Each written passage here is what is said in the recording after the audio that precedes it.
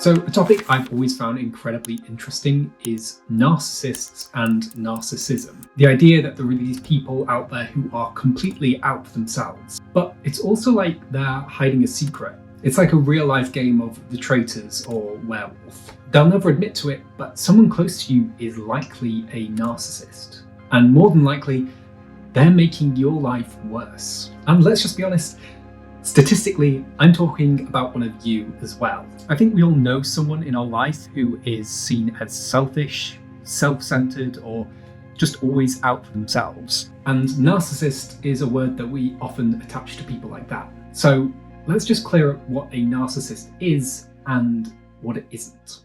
The term comes to us from Greek mythology. Narcissus was known for his beauty and desired by all. Despite his charm, he was cold-hearted and rejected anyone who fell in love with him. Among his admirers was the nymph Echo. Echo fell deeply in love with Narcissus, but he rejected her as well, and she was heartbroken. The goddess Nemesis, seeing Narcissus's cruelty, decided to punish him for his vanity. She lured him to a pool of water, where he saw his own reflection. Narcissus was captivated by his image, not realizing it was merely a reflection. Enchanted by his own beauty, he became obsessed with it, unable to look away. He spent his days staring at the water, unable to leave, and eventually he died from the overwhelming desire to be with his own reflection, never able to touch it. This story came into being because of the truth value it purported, and rose to the level of myth because it proved that value. We all know someone in our lives who fits what this tale is describing, but our modern understanding goes deeper and reveals the pathological nature of this personality.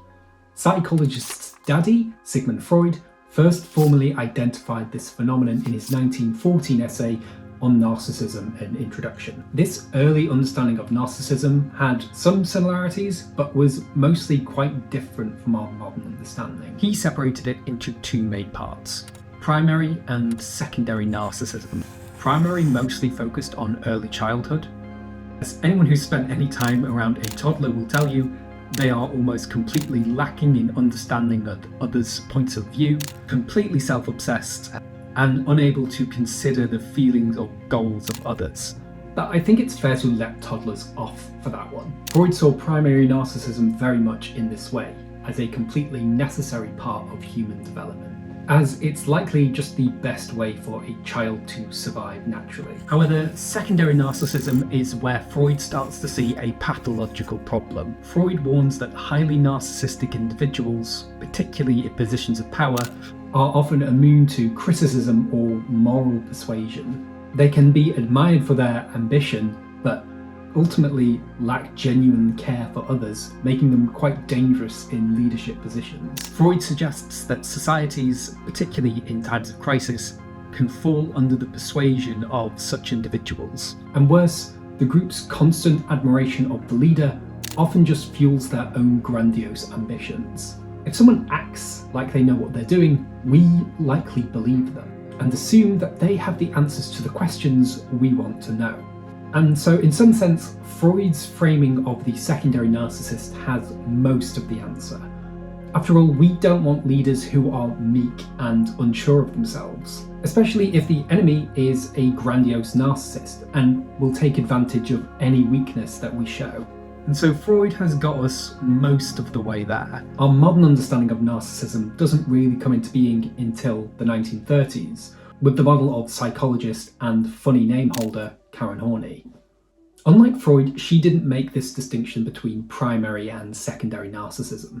She saw it as a learned psychological strategy in adults that can be addressed with insight and therapy. Unlike Freud, who saw part of narcissism as inherent to human development, Horney argued that narcissistic personality disorder, or NPD, develops in response to environmental factors, especially parental overvaluation or emotional neglect. She suggested that narcissists are actually deeply insecure and use grandiosity as a shield for self-doubt. Horney saw a direct link between cultural values and narcissistic behaviour.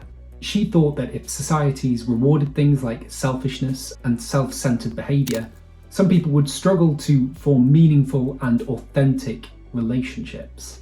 Enter my modern example, Dr. Romani.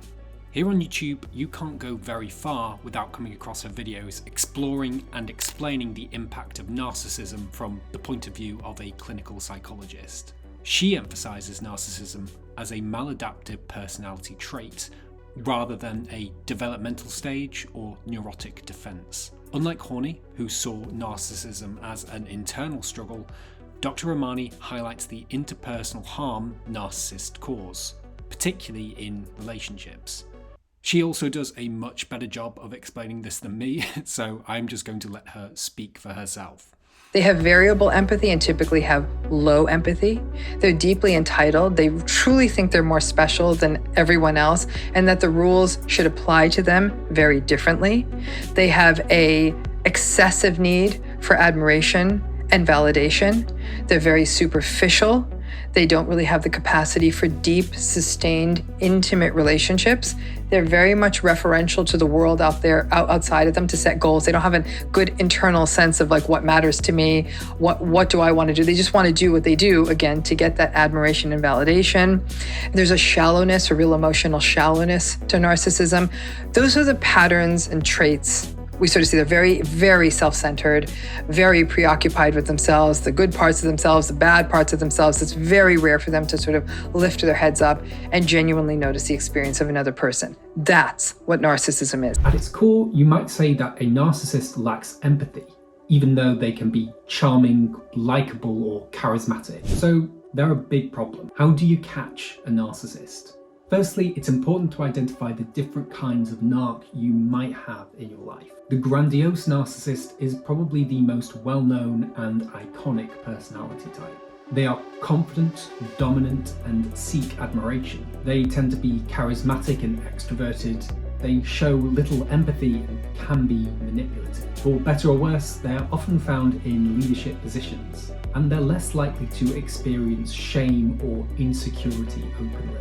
And if you can already think of someone in your life that matches these qualities, then you're definitely not alone. The other main type of narc is less obvious, the vulnerable narcissist. They appear shy, insecure, or hypersensitive. They crave validation but act very negatively to criticism. They often feel victimised or misunderstood. They're more prone to feeling negative emotion, anxiety, depression, resentment, and they use passive-aggressive language and behaviour to get attention. At first glance, these personalities might seem very different, but they are expressing the same root core: entitlement, self-importance, and difficulty with criticism. But they just express it in different ways. A vulnerable narcissist might just be a grandiose narcissist who is less successful at life. We as a species have evidently been dealing with this problem for a while, hence why we would create such a lasting mythology around this character, the Greek example only being the most prevalent. But in my research for this video, I found similar examples from all around the world.